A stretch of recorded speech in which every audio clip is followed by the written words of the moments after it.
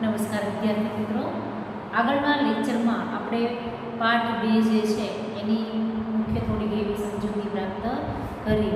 ત્યારબાદ આપણે એ સમજૂતી દ્વારા મુખ્ય એમના નવલિકામાં આવતા પાત્રો તો કે સૌરભ, અંકિત, વિનુકાકા, મંજુકાકી, ત્યારબાદ નીનાબહેન અને સંજીવભાઈ, આ બે મુખ્ય પરિવારો જે છે એની વિશે ટૂંકમાં વાત કરવામાં આવેલી છે કે વિનુકાકા જે છે એ પોતે પોતાના દીકરા અને પાડોશમાં રહેતા સંજીવભાઈના દીકરા જે છે એ બંનેને સરસ એવું શિક્ષણ આપે છે.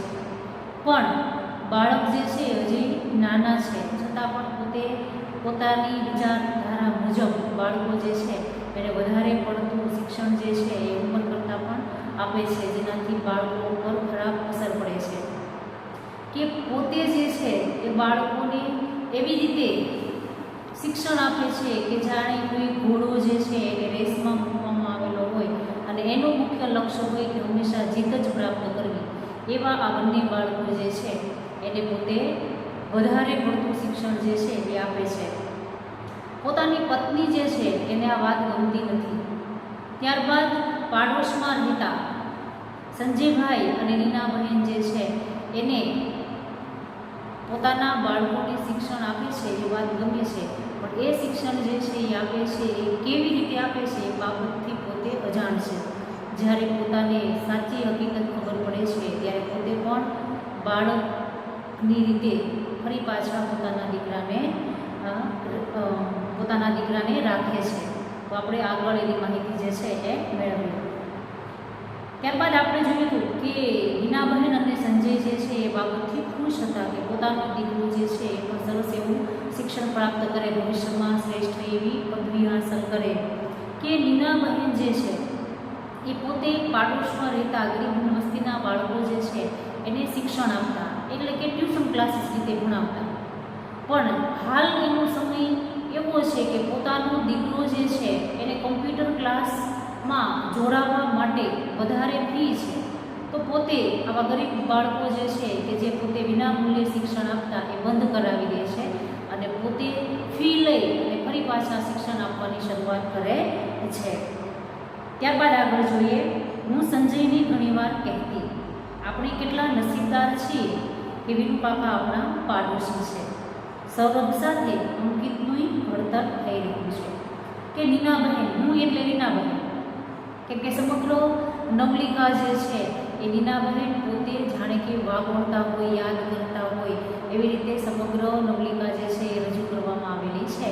તો નીનાબહેન એમ કહે છે કે પોતાના પતિ સંજય જે છે એને પોતે ઘણીવાર કહેતી કે આપણે ખૂબ નસીબદાર એટલે કે ભાગ્યશાળી છીએ કે વિનુકાકા જેવા માણસ જે છે એ આપણા પાડોશી છે, કે પોતાના દીકરાનું તો ભલું ઈચ્છે જ છે, હારોહાર આપણા દીકરાનું પણ સારું ઈચ્છે છે.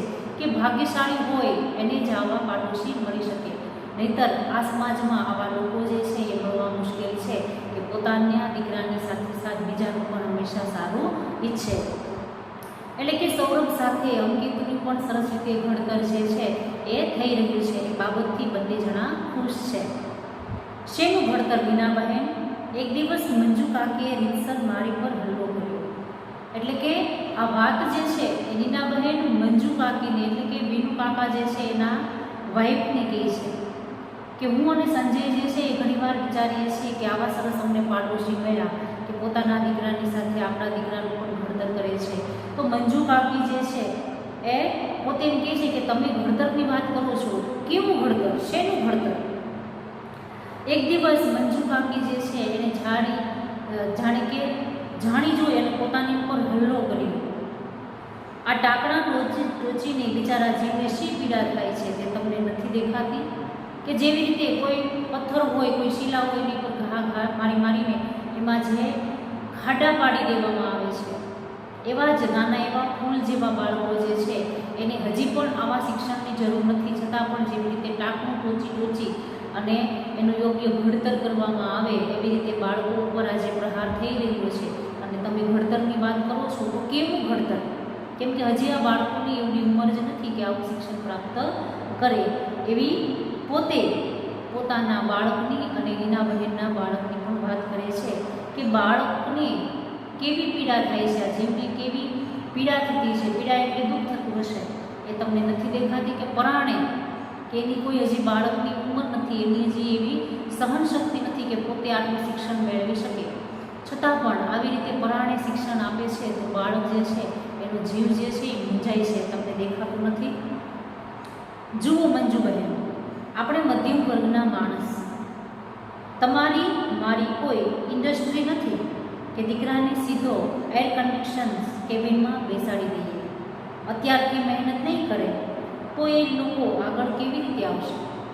કે પોતે જે છે રીનાબહેન જે છે એનો વિચાર સારો છે, પણ હાલ બાળક જે છે એની એવી ઉંમર નથી કે આ ઉંમરે આવું શિક્ષણ પ્રાપ્ત કરે.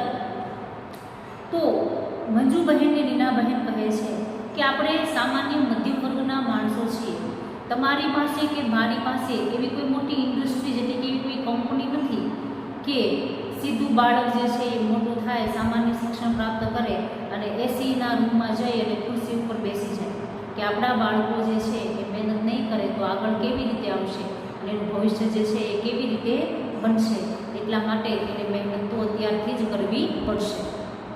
મંજુબહેનની આંખ ભીની થઈ ગઈ. આંખ ભીની થવી એટલે આંખમાં આંસુ આવવા. તમારી વાત હું નથી સમજતી, હું માં છું, દુશ્મન તો નથી ને? એટલે કે મંજુ કાકી એમ કહે છે, મંજુબહેન જે છે એની આંખ જે છે આટલું સાંભળી અને આંખમાં આંસુ આવી ગયા અને પોતે એમ કહે છે કે હું તમારી વાત નથી સમજતી, હું પણ એક માં છું, મને પણ ખબર છે હું કાંઈ બાળકની દુશ્મન નથી. તો પછી પણ ખરું પૂછો તો હું એકલી પડી ગઈ છું. મંજુ કાકી જે છે એ પોતે એમ કહે છે કે હું સાચી રીતે એકલી પડી ગઈ છું, એ બાપ દીકરાની દુનિયા અલગ છે, હું માત્ર ઉંમરે ઊભી છું. ઉંમરે ઊભી છું એટલે કે માત્ર એકલી, જાણે કોઈની રાહ જોતી હોય એવી જીવનમાં એકલી પડી ગઈ છું. બાપ દીકરો જે છે એ બંને એક બની ગયા છે. મારા દીકરાને રેસના ઘોડાની જેમ દોડાવે છે, એટલે કે પોતાના પતિની વાત કરે છે કે પોતાના પતિ જે છે એ પોતાના દીકરાને, એટલે કે મંજુ કાકી જે છે એના પતિ વિનુકાકા જે છે એ પોતાના દીકરાને સૌરભને જાણે કે રેસમાં ઉતારેલા ઘોડાની જેમ દોડાવે છે. વિનુકાકાની તમારી માટે ખૂબ લાગણી છે. રીનાબહેન કહે છે કે એવું નથી કે તમે એકલા પડી ગયા છો, પણ તમારા પતિ છે એને તમારા માટે ખૂબ લાગણી છે. નહીં જાણતી હો પણ કોણ જાણે મનમાં ઊંડે ઊંડે ખોટું લાગે છે. તો મંજુ કાકી એમ કહે છે કે હું જાણું છું, મને ખબર જ છે, પણ ખબર નહીં મનમાં ક્યાંક ઊંડે ઊંડે ખોટું લાગે છે, એ જે પણ કાર્ય કરે છે એ મને ગમતું નથી. અરે ના ના મંજુ કાકી, થોડા વખતમાં બધું ઠીકઠાક થઈ જશે. એટલે કે રીનાબહેન જે છે એ મંજુ કાકીને આશ્વાસન આપતા કહે છે કે થોડોક સમય તમે જાળવી જાઓ, બધું જે છે એ આપોઆપ ઠીકઠાક થઈ જશે. તો તમારા મોંમાં ઘી સાકર લ્યો જાઓ, કે મોઢામાં ઘી સાકર રૂઢિપ્રયોગનો અર્થ છે કે જેમાં એનો અર્થ થાય કે આભારની લાગણી વ્યક્ત કરવી, કે એને એવા સરસ આશીર્વાદ આપ્યા એને આભાર માની અને પોતે એમ કહે છે કે તમે કહો છો કે થોડાક દિવસમાં સારું થઈ જશે તો તમારા મોઢામાં ઘી સાકર, એવી રીતે પોતાની આભારની લાગણી જે છે એ વ્યક્ત કરે છે.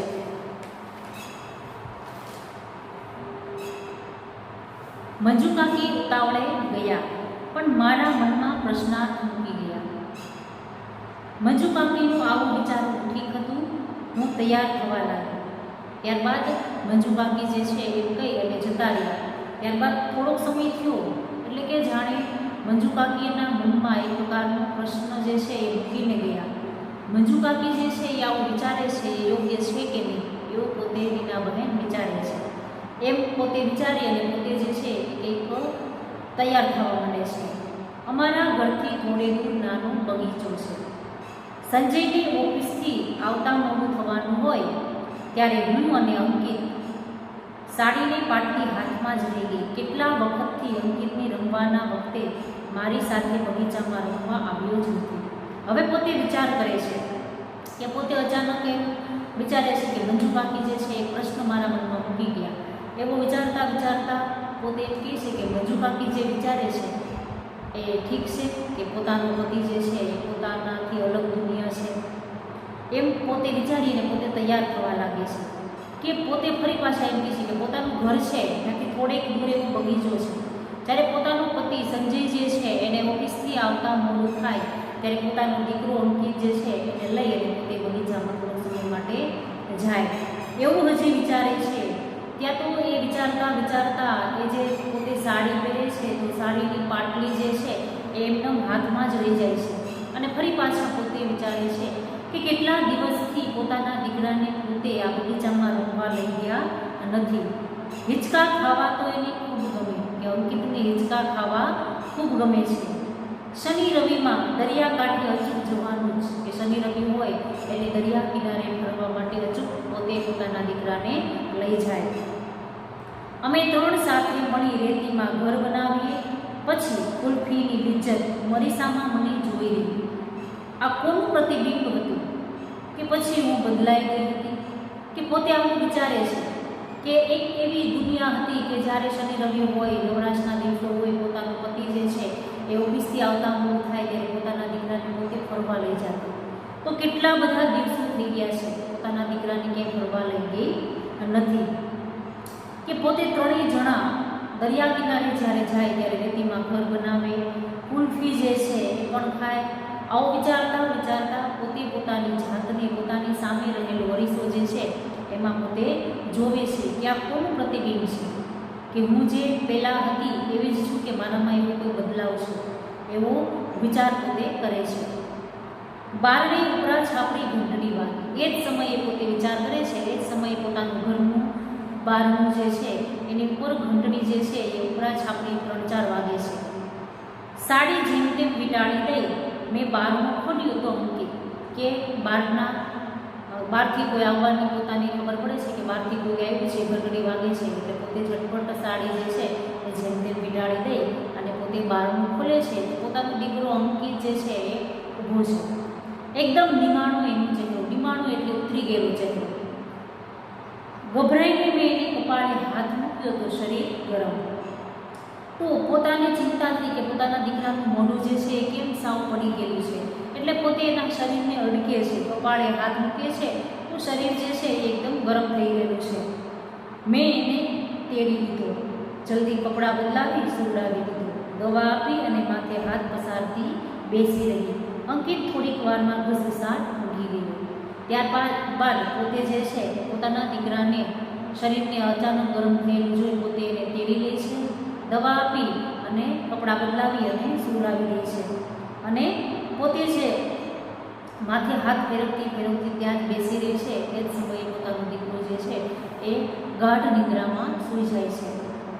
ફરી ઘંટડી. બારણું ખોલ્યું તો વિનુ કાકા અને સૌરભ. થોડીક વાર થઈ એટલે ફરી પાછી પોતાના ઘરના બારણે જે છે એ ઘંટડી વાગે છે. બારણું ખોલે છે તો વિનુ કાકા અને સૌરભ જે છે એ બંને આવેલા છે. અંકિત હજી શાળાએથી નથી આવ્યો, કોમ્પ્યુટર ક્લાસમાં જવાનું મોડું થાય છે. એટલે કે જ્યારે અંકિત આવ્યો ત્યારે પોતે સ્કૂલેથી જ આવેલો હતો અને વિનુ કાકા જે છે એ આવ્યા એમ કહે છે કે અંકિત હજી શાળાએથી નથી આવ્યું, કોમ્પ્યુટર ક્લાસમાં જવાનું મોડું થાય છે, આજે ક્લાસમાં નહીં આવે, એને તાવ છે. વિનુ કાકા એટલે કે રીનાબહેન જે છે એને સરસ એવો જવાબ આપે છે કે આજે એ ક્લાસમાં નહીં આવે, એમને ખૂબ તાવ છે, દવા આપીને બસ ત્યારે મોકલો, આપમેળે સારું થઈ જશે, ચાલો હું જ ઉઠાડું. એટલે કે વિનુ કાકા એમ કહે છે કે તમે એને દવા આપીને તો બરોબર સારું થઈ જશે, હવે ચાલો હું એને ઉઠાડું. તરત મેં કહ્યું, ના કાકા, ક્લાસ ક્યાં જવાના છે, આજે નહીં તો કાલે, પણ તાવમાં અંકિતને નહીં મોકલું, કાલે શાળાએ પણ નહીં આવે, નવાઈ પામી એ મને જોઈ રહ્યું. ત્યારબાદ વિનુ કાકા જે છે એ પરાણે ક્લાસમાં લઈ જવા માગે છે ત્યારે મીનાબહેન જે છે એનો વિરોધ કરે છે કે ના, ક્લાસ તો ક્યાંય લઈ જવાના છે નહીં, હું એને આજે ક્લાસ નહીં આવવા દઉં અને હું એને કાલે શાળાએ પણ નહીં જવા દઉં. તો આ સાંભળી અને જાણે કે વિનુ કાકા જે છે એને કંઈક નવાઈ લાગી હોય એમ મેં પોતે મારા ચહેરા સામે જોઈ રહ્યા. મીનાબહેન, તમે તો અંકિતને માય કાંકલો કરી મૂકશો. માય કાંકલો એટલે શરીરથી સાવ નબળો.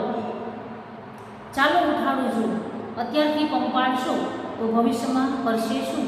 એટલે કે પોતે જે છે પોતાના દીકરાની સાથે પોતે કોમ્પ્યુટર ક્લાસમાં પરાણે લઈ જવા માગે છે અને નીના બહેનને કહે છે કે તમે આને આવો ભાઈ કામલો કરી મૂકશો અને અત્યારથી આવી રીતે પંપાડશો તો પોતે પોતાના જીવનમાં શું કરશે એમ કહી અને પોતે એમ કહે છે કે ચાલો એને ઉઠાડો. એને મોટા થઈને ભવિષ્યમાં જે કરવું હોય તે ત્યારે નક્કી કરશે, પણ તાવમાં તો હું એને નહીં જ મોકલું. કે મીનાબહેન જે છે એનો ચોખ્ખો વિરોધ કરે છે કે ભાઈ મોટા થઈ અને એને જે કરવું હોય તે ભલે કરે, પણ આટલો બધો તાવ છે તો તાવમાં તો હું એને નહીં જ મોકલું. વિનુકાકા કદાચ અંદર આવી જાય એ ડરથી બારણામાં જ ઊભા રહીને મક્કમતાથી કહ્યું. મીનાબહેનને ડર હતો કે હું આટલી બધી ના પાડું છું છતાં પણ વિનુકાકા માનશે નહીં, એટલે પોતે જે બારણાની વચ્ચે ઊભેલા છે એ ત્યાં જ પોતે મક્કમતાથી ઊભા રહી આવે, જેનાથી વિનુકાકા ઘરમાં પ્રવેશ કરે નહીં. એ નારાજ થયેલા લાગ્યા કે એને આ મીનાબહેનની વાત જે છે એ ન ગમી. પોતે પોતાના દીકરાને કોમ્પ્યુટર ક્લાસમાં આવવાની ના પાડે છે એ વાત જે છે એ વિનુકાકાની ગમતી નથી, એટલે કે જાણે નારાજ થઈ ગયા હોય એવું લાગે છે. પણ હું તો કશું બોલી નહીં. એ ચાલી ગયા. સાંજની રસોઈમાં પરોવાય ત્યાં મેં ટીવીનો અવાજ સાંભળ્યો. નવાઈ પામી હું બહાર આવી. જોયું તો અંકિત ટીવી પરના કોઈ ગીતને રસપૂર્વક જોઈ રહ્યો હતો. ત્યારબાદ વિનુકાકા જે છે એ ત્યાંથી ચાલ્યા જાય છે. મીનાબહેન પણ કાંઈ બોલતા નથી. ત્યારબાદ થોડો સમય થયો એટલે કે મીનાબહેન જે છે એ સાંજની રસોઈ બનાવવા માટે પોતે વ્યસ્ત બની જાય છે. એ જ સમયે એને અચાનક ટીવીનો અવાજ સંભળાય છે. પોતે નવાઈ લાગે છે તો અત્યારે ટીવી કોણે શરૂ કરી, શું થયું? બહાર આવીને જોયું તો અંકિત જે છે એ ટીવી પરના કોઈ ગીતને પોતે ધ્યાનપૂર્વક રસપૂર્વક સાંભળી રહ્યો હતો. અરે અંકિત બેટા, તારી તબિયત સારી નથી, તું આરામ કરજો. ત્યારબાદ મીનાબહેન એની બાજુમાં જઈ અને એમ કહે છે કે અંકિત બેટા, તારી તબિયત જે છે એ સારી નથી, એટલા માટે તું આરામ કર. એણે હસીને કહ્યું, હવે મને સારું છે મમ્મી. ત્યારે અંકિત જે છે એ પોતાની મમ્મીને એમ કહે છે કે હવે મને સારું છે. મેં કપાળે હાથ મૂક્યો તો તાવ ગાયો. એણે મારો હાથ પકડ્યો અને લાડથી કહ્યું, ચાલ ને મમ્મી, ઘણા વખતથી આપણે બગીચામાં ગયા નથી. ત્યારબાદ મીનાબહેન જે છે એ પોતે અંકિતના માથા ઉપર હાથ મૂકે છે તો તાવ જે છે એ સાવ જતો રહ્યો છે. પછી એણે મારો હાથ પકડ્યો, એટલે કે અંકિત જે છે એ પોતે મીનાબહેન પોતાના મમ્મીનો હાથ પકડે છે અને લાડથી કહે છે કે ચાલે મમ્મી, ઘણા સમયથી આપણે બગીચામાં ગયા નથી તો આપણે જઈએ. પણ પછી તને તાવ અને તાવનું હોમવર્ક, હવે તાવ ઉતરી ગયો છે. અમે બંને બગીચામાં ગયા. એ સાંજે અંકિતે ખૂબ હિંચકા ખાધા. ત્યારબાદ એની મમ્મી જે છે એ એમ કહે છે કે તને તો તાવ છે અને તારું હોમવર્ક પણ કરવાનું બાકી છે. તો અંકિત એમ કહે છે કે મને હવે તાવ નથી. એટલે મીનાબહેન જે છે એ પોતે એને બગીચામાં ફરવા માટે લઈ જાય છે. ત્યારે અંકિત જે છે એ ખૂબ હિંચકા ખાય છે. કોમ્પ્યુટર ક્લાસમાં પરીક્ષા થઈ. અંકિત માંડ પાસ થયો. સૌરભને સર્ટિફિકેટ ઓફ મેરિટ મળ્યું. એ સાંજે સંજય અંકિત પર પહેલીવાર ગુસ્સે થયો. વિનુકાકા આવ્યા, ઠપકા ભરે સુરે કહેવા લાગ્યા. ત્યારબાદ કોમ્પ્યુટર ક્લાસ જે છે એમાં પરીક્ષા લેવામાં આવી. અંકિત જે છે એ માંડ પાસ થયું. સૌરભ જે છે એ ખૂબ સારા માર્ક્સથી આવ્યું, એટલા માટે એમને સર્ટિફિકેટ પણ મળ્યું. એ સાંજે સંજય જે છે પોતાના દીકરા અંકિત ઉપર ખૂબ ખીજાયા અને એ જ સમયે વિનુકાકા આવ્યા અને એણે પણ ઘણું બધું ઠપકો જે છે એ આપતા કહ્યું, આ બધું તમારા લાડનું પરિણામ છે મીનાબહેન, હવે આ વખતે હું જ ધ્યાન રાખીશ. એટલે કે જે સમયે સંજયભાઈ જે છે એ પોતાના દીકરા અંકિતને ખીજાય છે એવે જ સમયે વિનુકાકા પણ આવે છે અને એ પણ ઠપકાના સુરે મીનાબહેનને કહે છે કે તમે આટલો બધો લાડ કરો છો, આ લાડનું જ પરિણામ છે કે હવેથી હું એમનું ધ્યાન રાખીશ. કશું વિચારવું એ પહેલાં મેં તરત કહ્યું, ના વિનુકાકા, હવે મારે અંકિતને કોઈ ક્લાસ કરાવવા નથી. એટલે કાંઈ પણ વિચારે એ પહેલાં જ મીનાબહેન જે છે એ વિનુકાકાને કહી દે છે કે મારે હવે અંકિતને એવા કોઈ ક્લાસ કરાવવા નથી. અરે પણ એમ તે હોય, એકવાર ઓછા માર્ક આવ્યા એમાં, એટલે વિનુકાકાને એવું લાગે છે કે ઓછા માર્ક આવ્યા એટલા માટે મીનાબહેન ના પાડે છે, પણ એવું નથી. મીનાબહેન જે છે એને હવે ખબર પડી ગઈ છે કે બાળક જે છે એની ઉંમર સાથે આપોઆપ શિક્ષણ જે છે એ મેળવી જ લે છે.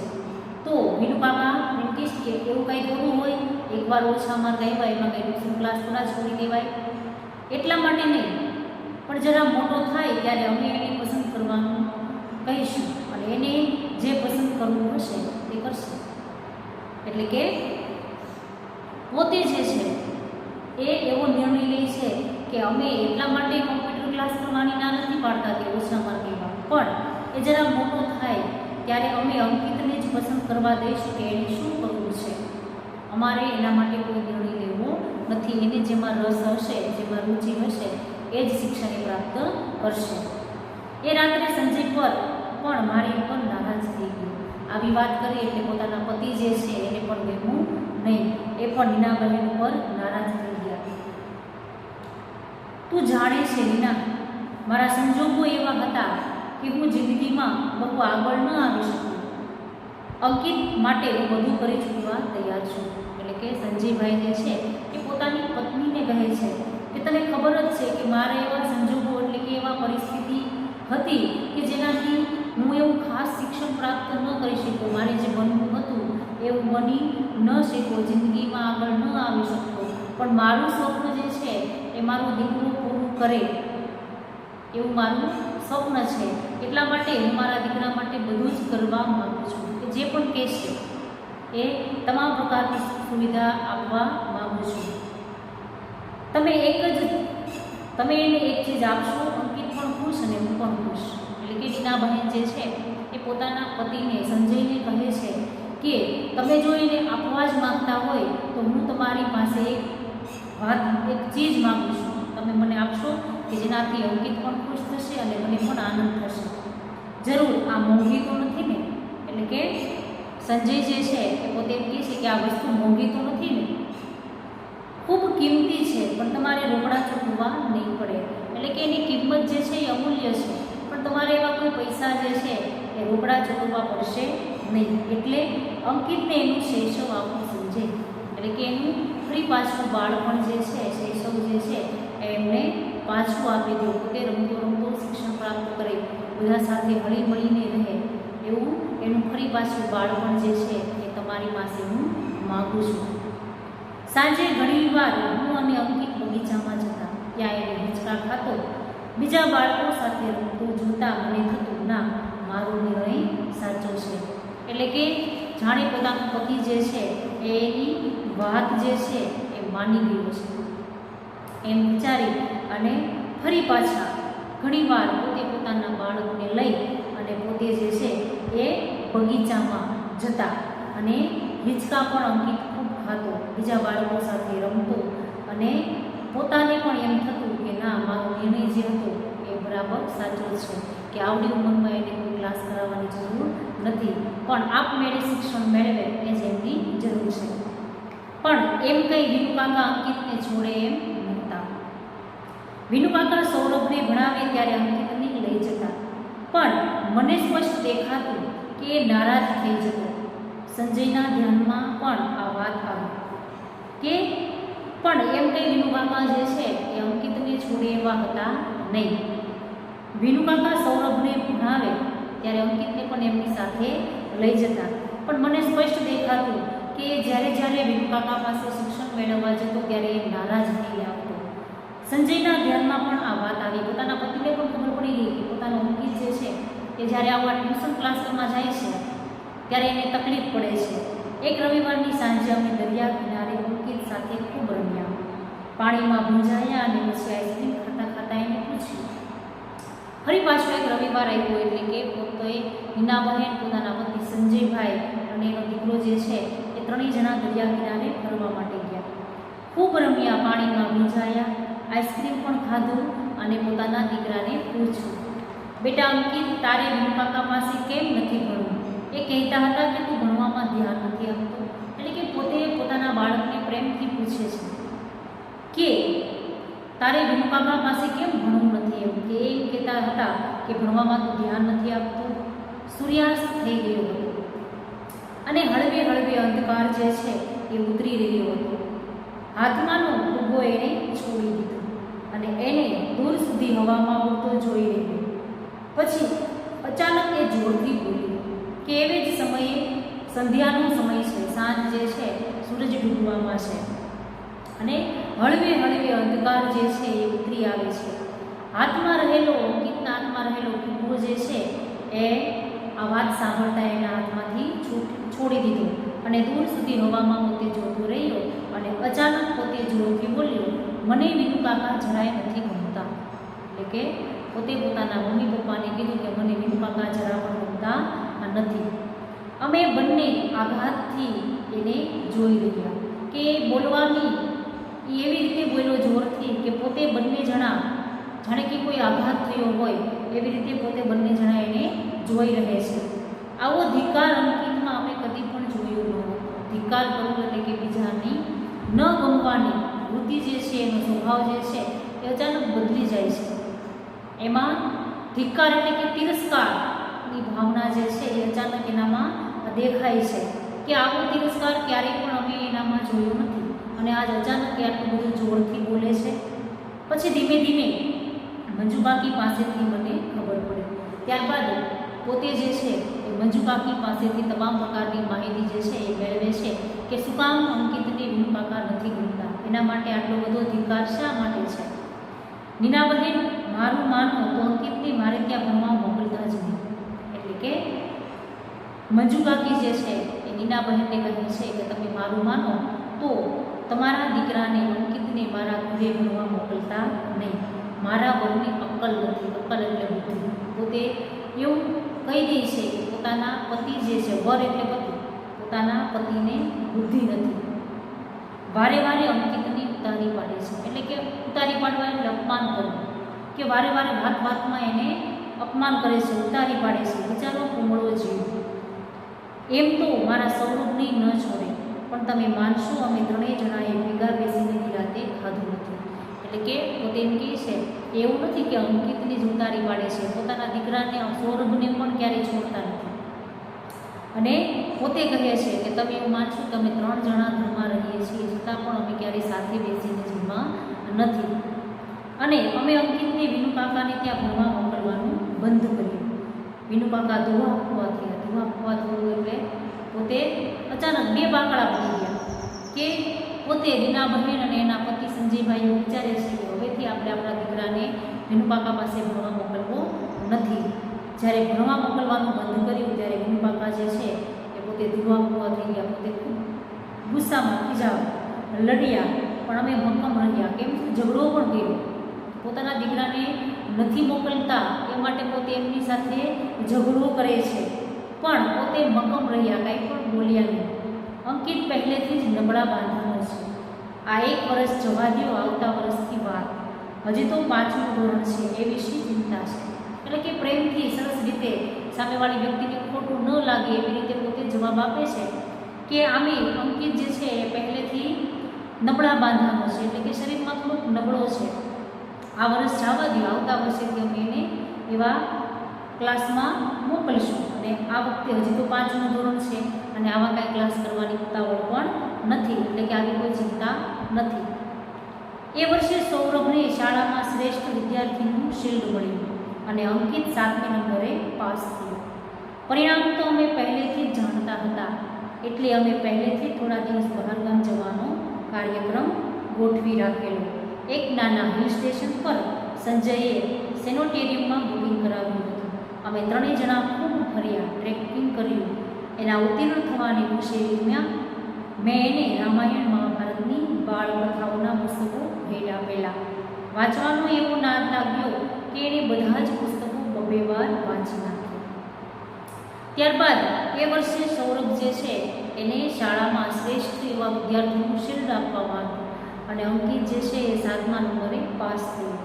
પરિણામ તો પહેલેથી જ અમને ખબર હતી. અમને એટલે કે નીનાબહેન અને સંજયભાઈ પોતે એવું કહે છે કે અમને ખબર જ હતી કે પોતે જે છે પોતાનું બાળક જે છે એ પોતે ભણવામાં કેવું છે.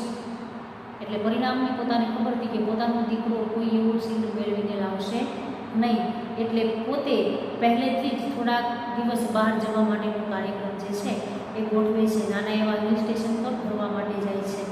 સેનેટેરિયમમાં બુકિંગ પણ કરાવ્યું હતું અને 3 જણા ખૂબ ફરે છે, ટ્રેકિંગ કરે છે અને ઉત્તીર્ણ થવાની ખુશાલીમાં, ઉત્તીર્ણ એટલે કે પાસ થવાની ખુશાલીમાં એના માતા પિતા જે છે એ રામાયણ અને મહાભારતની બાળકથાઓના પુસ્તકો જે છે એ એને વાંચવા માટે ભેટ આપે છે અને એટલી બધી એની વાંચવા ગમે છે તો નાદ લાગવું એટલે એટલો બધો રસ પડે છે કે એણે એ પુસ્તકો જે છે એ બે વાર વાંચી જાય છે. અમે ચિંતામાં હતા કે અંકિત અને સૌરભને જુદા પાડવા શાળા બદલીએ તો સારું. ત્યાં તો એ બંનેના વર્ગ જુદા થવાથી અમને મોટી હાશ થઈ ગઈ. એટલે કે નીનાબહેન જે છે એ અને સંજયભાઈ એવું વિચારે છે કે પોતાના દીકરાને સૌરભથી દૂર રાખવું. એટલે પોતે એવું વિચારતા હતા કે એની શાળા જે છે એ જુદી કરી દેવામાં આવે. ત્યાં તો અચાનક જ બંનેના વર્ગો જે છે એ જુદા થઈ જાય છે કે જેનાથી પોતાને એક પ્રકારની હાશ એટલે નિરાશ થઈ. અંકિત પણ આનંદમાં રહેવા લાગ્યો, જાણે મુઠ્ઠીઓ વાળી સતત દોડવામાંથી એનો છુટકારો થઈ ગયો. અંકિત જે છે એ પણ ખૂબ આનંદમાં રહેવા લાગ્યો અને જાણે કે મુઠ્ઠી વાળી સતત દોડવાની માંથી પોતે છૂટો થઈ ગયો એમ. એટલે કે બીજાની હરીફાઈ જાણે કે હતી એવું પોતે વિચારી અને જે વ્યક્તિ શિક્ષણ પ્રાપ્ત કરતો એનાથી પોતાને સાવ નિરાશ થઈ ગઈ હોય એવું એમને લાગતું. પછી આખી વાત પરથી અમારું ધ્યાન હટી ગયું. થોડો સમય ગયો એટલે પોતાના મગજમાંથી આ ટ્યુશન ક્લાસીસ કરવા, સૌરભની સાથે રહેવું, એ તમામ પ્રકારની વાત જે છે એના મગજમાંથી નીકળી જાય છે. મને દિવસો હતા અને મારી તબિયત સારી રહેતી ન હતી. હું તો શરૂઆતમાં ખૂબ ઉદાસ રહેતી હતી, પરંતુ તો ખુશ મારી ખૂબ કાળજી રાખે. સાંજે સ્કૂલેથી આવી પોતાની મેળે જ દૂધ પી લઈ જલ્દી હોમવર્ક કરી લે. પછી સાંજની રસોઈમાં મને મદદ કરે. વિનુકાકાએ દ્રશ્ય જોઈ ગયેલા. એથી તો એમની નારાજગી વધી ગઈ અને હવે તો એક જ બિલ્ડિંગમાં રહેવા છતાં એ લિફ્ટમાં મળી જાય એ પૂરતો જ સંબંધ રહ્યો હતો. હા, મંજુકાકી બપોરે ટોપલીઓ કરતા, મારા માટે અચૂક ગરમ નાસ્તો લાવતા. સૌરભ સીડીનું એક પગથિયું ચડી રહ્યો હતો તો એમની આંખમાં વિષાદ ભૂકાતો હું જોઈ શકતી.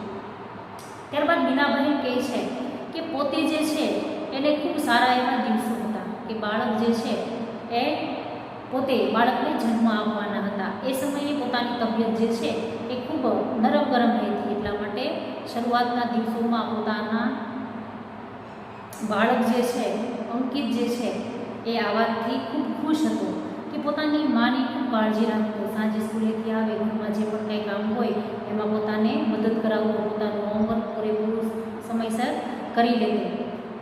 અને ત્યારબાદ વિનુકાકા જે છે એ પોતે આ દ્રશ્ય જોઈ ગયેલા કે અંકિત જે છે એ પોતે પોતાની મમ્મીને કામમાં મદદ કરે છે. એવું જોઈ અને પોતે વધારે ખૂબ નારાજ થતા કે બાળક પાસે એની મા જે છે એ આ કામ કરાવે એ યોગ્ય નથી. આ એને ગમતી વાત હતી નહીં.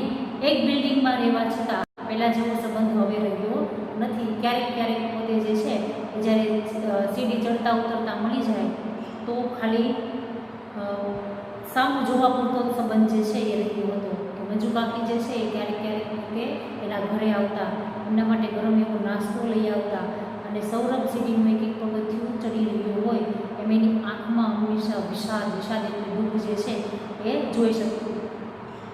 મને દીકરી જોઈને અંકિતને ગાંડો થતો જોતો હું અને સંજય હસી પડતા. અંકિતને એની પર ઓળઘોળ થતો જોઈ મનમાં કોઈ અજબ સુખ અનુભવાતો. મંજુકાકી તો એને રમાડતા રડી જ પડેલા. અંકિતે લાડથી એનું નામ પાડ્યું ફોરમ. હજુ તો થોડા મહિનાની હતી અને એને કમળો થઈ ગયો. અમારા સૌના જીવ ઊંચા થઈ ગયા. કમળો મટ્યો કે આખા શરીરે એને ફૂટી નીકળ્યું.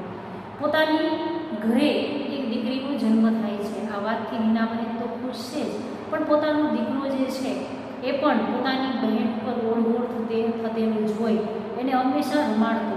એવું જોઈ પોતાના પતિ અને પોતે પણ ખૂબ આનંદ અનુભવતા. મંજુકાકી તો એને રમાડતા રડી જ પડેલા. મંજુકાકી જે છે એ જ્યારે પોતાની નીનાબહેનની દીકરીને રમાડતા ત્યારે રડી પડેલા. અંકિતે લાડથી એની બહેનનું નામ ફોરમ પાડેલું હતું કે થોડા મહિનાની થઈ એટલે પોતાની બહેન જે છે અંકિતની બહેન એને કમળો થઈ ગયેલો. સૌના જીવ ઊંચા થઈ જવા એટલે ચિંતા થઈ. કમળો મટી ગયો તો આખા શરીરે નાની ફોડલીઓ જે છે એ ફૂટી નીકળી. એ વર્ષે અંકિતનો ક્લાસમાં 31મો નંબર આવ્યો. અમે બે એને ભરી શકીએ એમ પણ નહોતા. ભણવાનો એને ખાસ સમય જ ક્યાં મળ્યો હતો. હવે પછીની જ્યારે પરીક્ષા લેવાય છે ત્યારે અંકિત જે છે એને ક્લાસમાં 31મો નંબર આવે છે. આ વખતે એ ખીજાઈ શકે એમ હતા નહીં, કેમ કે પોતાને ઘરની પરિસ્થિતિ કેવી હતી એ વિશે એની માહિતી પૂરેપૂરી હતી, એટલે અને ભણવામાં પણ એને ખાસ એવો સમય મળેલો નહોતો. મંજુ કાકી બપોરે વિનુ કાકાથી છાની કેક લઈ આવેલા. કે મંજુ કાકી જે છે એ બપોરે વિનુ કાકાને ખબર ન પડે એમ છાની મની કેક જે છે એ પોતે લઈ આવેલા. બેટા મારી પરીક્ષામાં તો પાસ હો. કે મંજુ કાકી જે છે એ અંકિતને કહે છે કે શિક્ષણની પરીક્ષામાં ભલે તારો 31મો નંબર આવ્યો, પણ મારી પરીક્ષા જે છે એમાં તું પાસ. ફોરમ બીમાર પડી જતી ત્યારે એ કેજીમાં દાખલ કરી ત્યારે કે પછી સંજયને સ્કૂટરનો ગંભીર અકસ્માત થયો ત્યારે અંકિત હંમેશા મારી સાથે હતો. નીનાબહેન કહે છે કે પોતાની દીકરી બીમાર પડી જતી હતી ત્યારે એને કેજીમાં એટલે કે બાળ મંદિરમાં દાખલ કરી ત્યારે પોતાના પતિ સંજયનું સ્કૂટરમાં અકસ્માત થયો ત્યારે પોતાનો દીકરો જે છે એ હંમેશા એની સાથે જ રહ્યો છે. એસએસસીમાં સૌરભને 92% આવ્યા, અંકિતને 68%. સૌરભે સાયન્સમાં એડમિશન લીધું, અંકિતે કોમર્સમાં. મેં અને સંજયે એને સરસ કિંમતી ઘડિયાળ ભેટ આપી ત્યારે ઘણા સમયે મેં એના ચહેરા પર ફરી ઉદાસી જોઈ. ત્યારબાદ એસએસસીનું પરિણામ આવ્યું. 10મા ધોરણની પરીક્ષાનું રિઝલ્ટ આવ્યું. સૌરભને 92% આવ્યા અને અંકિત જે છે એને 68%. સૌરભ જે છે એ સાયન્સમાં એડમિશન મેળવે છે અને અંકિત જે છે એ કોમર્સમાં એડમિશન. આ વાતથી પોતે નીનાબહેન અને સંજયભાઈ ખૂબ ખુશ થાય છે અને પોતાના દીકરાને સરસ એવી કિંમતી એટલે કે ખૂબ મૂલ્યવાન ઘડિયાળ જે છે એ ભેટ આપે છે. કે ઘણા સમય પછી ફરી પાછું પોતાનો દીકરો જાણે કે ઉદાસ થયેલો હોય એવું દેખાય છે. સોરી પપ્પા, તમારા લોકોનું સપનું પૂરું ન કરી શકું. અને ફરી પાછા પોતે જે છે એ પોતાના દીકરાને ઉદાસ થયેલું જોવે છે. ત્યારબાદ પોતાનો દીકરો અંકિત જે છે એના પપ્પાને એમ કહે છે કે તમારું સપનું જે છે એ પૂરું ન કરી શકો. મેં કહ્યું તું માત્ર ડિગ્રી મેળવે એ અમારું સપનું નહોતું બેટા, તું એક ઉમદા માણસ બને એવું અમે પણ બંને જરૂર ઈચ્છતા હતા અને એ સપનું સાચું પડશે એવી મને શ્રદ્ધા છે.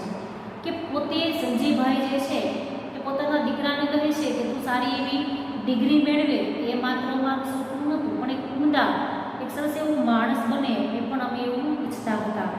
કે સપનું સાચું પડશે એવી મને શ્રદ્ધા હતી કે કદાચ ડિગ્રી તો મેળવે કે ન મેળવે પણ તો એક સારો એવો માણસ બને એની હંમેશા મને શ્રદ્ધા હતી, મને વિશ્વાસ હતો.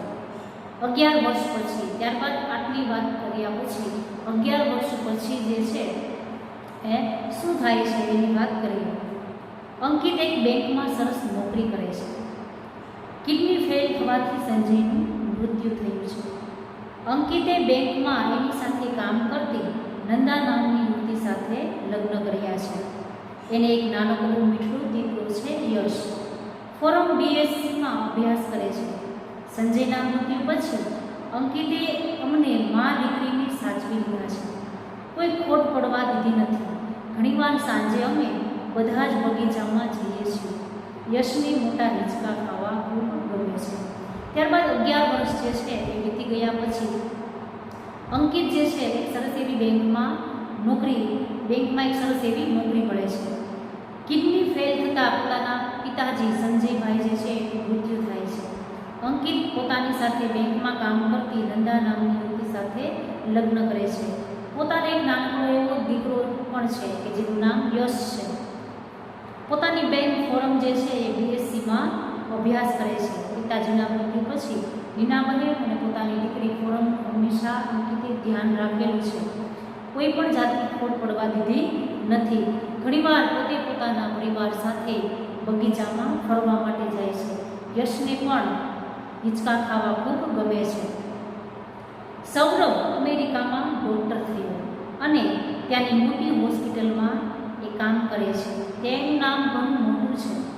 વિશાળ બંગલો, કાર બધું જ એની પાસે છે. માત્ર માતા પિતા માટે એની પાસે સમય નથી. અને ત્યારબાદ સૌરભની વાત કરે છે કે સૌરભ પણ અમેરિકામાં ડૉક્ટર છે. ત્યાંની મોટામાં મોટી હોસ્પિટલ જે છે એમાં પોતે કામ કરે છે. એનું નામ પણ ઘણું મોટું છે. એમની પાસે ખૂબ મોટો બંગલો છે, પોતાની પાસે 4 વ્હીલ પણ છે, પણ એમની પાસે માતા પિતાને આપવા માટે સમય નથી. વિનુ કાકા મંજુ કાકી શરૂઆતમાં તો પહેલાં હોશભેર અમેરિકા જતા કે પોતાનો દીકરો જે છે એ પણ સારો એવો અમેરિકામાં ડૉક્ટર છે એ વાતથી પોતે ખુશ હતા. વારંવાર અવારનવાર હોશભેર એટલે કે આનંદથી અમેરિકા જતા. પણ 3 વર્ષ પછી છેલ્લી વાર પાછા આવ્યા પછી હવે અહીં જ છે. ક્યારેક હું એમને પૂછતી હવે ક્યારે જશું, ત્યારે માથું ધોણાવી ચૂપ રહે. માથું ધોણાવવું એટલે સંમતિ આપવી. એમની આંખની ખૂણે બાજેલું નાનું આંસુ આત્મતા સૂરજના કિરણમાં ચમકી ઉઠે છે. શરૂમાં વિનુ કાકા અને મંજુ કાકી જે છે એ અમેરિકા જતા. ત્યારબાદ છેલ્લા 3 વર્ષથી પોતે અહીંયા જ છે. રીનાભાઈને એકવાર પૂછે છે કે હવે તમે ફરી ક્યારે જશો, ત્યારે એની આંખના ખૂણે માત્ર એક આંસુ જે છે એ બાજી આવે છે. બાજી આવવું એટલે આંસુ પડે છે. ત્યારબાદ પોતે માથું ધોણાવે છે. રૂઢિપ્રયોગનો અર્થ છે માથું ધોણાવવું એટલે સંમતિ આપવી. અને પોતે જાણે કે આથમતા સૂર્યની જેમ પોતાનું આથમતા સૂર્યની જેમ સૂરજ આથમતો હોય આંખમાં રહેલો આંસુ જે છે એ ચમકી ઉઠે છે, એમ એની આંખમાં આંસુ જે છે એ ચમકી ઉઠે છે, એટલે કે એ રડવા લાગે છે. અમે ફરવા જઈએ ત્યારે અંકિત અચૂક સાથે લઈ આવે છે. વિનુ કાકા અને મંજુ કાકીની ઉંમર જાણે એકદમ વધી ગઈ લાગે છે. કાકીની ગોઠણનો દુખાવો થયો છે, ફોરમનો હાથ પકડીને ધીમે ધીમે ચાલે છે. એટલે કે અંકિત પોતાના પરિવારને જ્યારે ફરવા માટે લઈ જાય છે ત્યારે વિનુ કાકા અને મંજુ કાકીને પણ સાથે લઈ જાય છે. કે વિનુ કાકા અને મંજુ કાકીની ઉંમર જે છે અચાનક ચિંતાને લીધે વધી ગઈ હોય એવું લાગે છે. કાકી જે છે એને ગોઠણનો દુખાવો થયો છે અને એની બહેન જે છે એનો હાથ પકડી અને આગળ લઈ જાય છે. બગીચો ખાલી થવા લાગે છે. હલકો અંધકાર ઉતરે છે. અંકિત કાકાનો હાથ પકડી ઉઠાડે છે. ત્યારે સાંજ પડતાની સાથે બગીચા જે છે એ ધીમે ધીમે ખાલી થતો જાય છે. સમગ્ર વાતાવરણમાં અંધકાર જે છે એ ઉતરી આવે છે. ત્યારે અંકિત જે છે એ વિનુ કાકાનો હાથ પકડી અને એને ઊભા કરે છે. ચાલો વિનુ કાકા ઘરે જઈશું. કાંડે બાંધેલી કિંમતી ઘડિયાળમાં જોયા વગર તેઓ કહે છે હા બેટા ચાલ, બહુ મોડું થઈ ગયું છે. એટલે કે પોતે પણ આજે એટલો બધો પસ્તાવો થઈ ગયો છે કે આટલી બધી મહેનત કરી પોતાનો દીકરો જે છે એને આવડો મોટો ડૉક્ટર કર્યો છતાં પણ પોતાના માતા પિતા માટે પોતાના દીકરાને સમય નથી. અને જે સામાન્ય નોકરી કરે છે, પોતાના પરિવારને સાચવે છે, એ દીકરો આજ પોતાને સાચવી રહ્યો છે એ વાતનું એને ખૂબ દુઃખ છે. અને છેલ્લે પોતે વિનુ કાકાને પોતે ઘરે જવા માટે કહે છે અને કાંડે બાંધેલી ઘડિયાળમાં વિનુ કાકા જોઈ અને કહે છે કે ચાર બેટા બહુ મોડું થઈ ગયું છે. આમ કહી અને પોતે જે છે એ ઘરે જાય છે. કે સમગ્ર નવલિકા જે છે એનો મુખ્ય સાર એ રહેલો છે કે માત્ર વ્યક્તિ જે છે એની માટે પૈસા કે ડિગ્રી જે છે એ મહત્ત્વની વાત નથી, પણ પોતાનો પરિવાર જે છે એમની સાથે હળીમળીને રહેવું, પોતાના પરિવારને સમય આપવો અને જેમ બાળકની ઉંમર થાય એમ બાળક જે છે એ પોતાનું શિક્ષણ જે છે એ મેળે પોતે જાતે મેળવી જ શકે છે. સમગ્ર પાઠ દ્વારા આપણે જે છે એ આ સમજૂતી મેળવી અને ત્યારબાદ હવે તમને સ્ટડી મટીરિયલ અને હોમવર્ક જે છે એ મોકલવામાં આવશે, જે તમારી સ્વાધ્યાયની બુક જે છે એમાં લખવાનું છે.